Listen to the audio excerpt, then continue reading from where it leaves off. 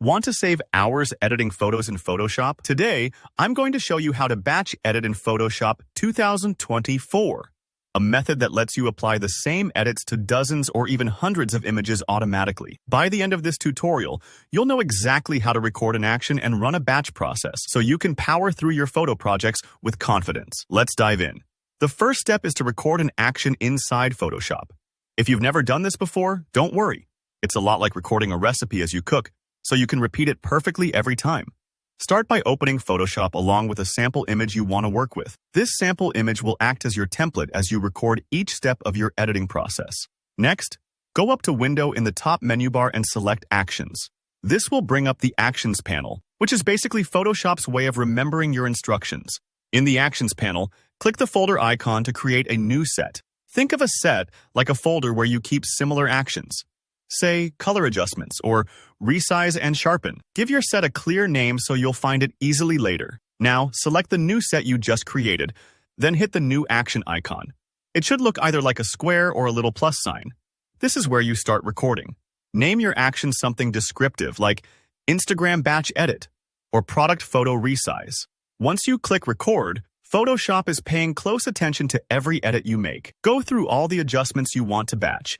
Maybe it's a color correction, resizing the canvas, cropping for social media, or sharpening details. The key here is to perform the actions exactly as you want them repeated. If you're adding layers or saving in a specific format, now's the time to include those steps. You don't need to rush. Take a breath and double-check as you go. When you're finished, click the Stop button in the Actions panel. That tells Photoshop, I'm done recording. Remember these steps. Now, it's time for the magic, the batch processing itself. Make sure all your original images are in a single folder. This is crucial because Photoshop is about to run through that folder one file at a time, applying your recorded action. Head up to File in the top menu, then down to Automate, and click Batch. You'll see a new dialog box.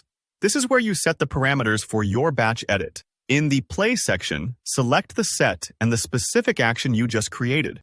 This tells Photoshop which list of instructions to use. For Source, choose Folder, and then click Choose.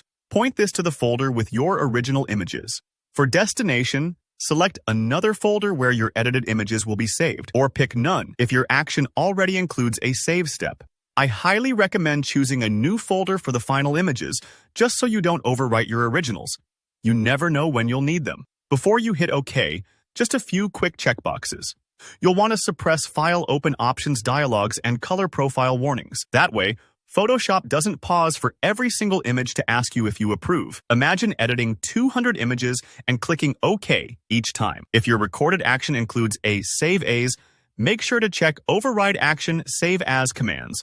This will prevent Photoshop from asking you where to save each photo. Once everything's set, click OK to start the batch. You'll see Photoshop working away, automatically applying your recorded action to each image in the folder. This part might take a few moments, especially if you have a lot of files, and your computer might hum a little louder. Don't worry if you see windows flashing by. That's just Photoshop doing its thing. And that's it. You've just saved hours and honestly, spared yourself a ton of repetitive clicking. If you found this tutorial helpful, hit that like button. Leave a comment below if you have any questions about batch processing or Photoshop actions, and make sure to subscribe for more easy, yet time-saving digital tips. Thanks for watching and happy editing.